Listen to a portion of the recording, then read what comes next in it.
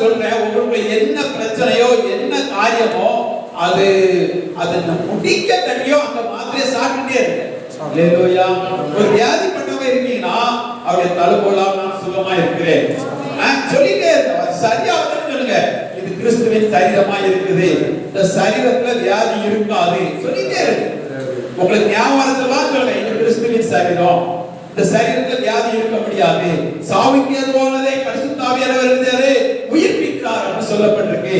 உங்க உடம்புக்குள்ள ஏதாவது சாவுக்கு ஏதுவான ஏதாவது இருந்துச்சுன்னா அதை பரிசுத்த ஆவியானவர் உயிர்ப்பிக்கிறார் அப்படின்னு சொல்லுங்க. சரியாவதுன்னு சொல்லுங்க. அல்லேலூயா. ஒரு கடன் இருக்குன்னா சொல்லுங்க, என் தரித்திரத்தை அவர் சுமந்து அவர் ஐஸ்வர்யத்தை எனக்கு தந்திருக்கிறார். நான் கடன் வாங்காமல் அநேக ஜாதிக்கு கடன் கொடுப்பேன் என்று என்னை குறித்து எழுதப்பட்டிருக்கிறது.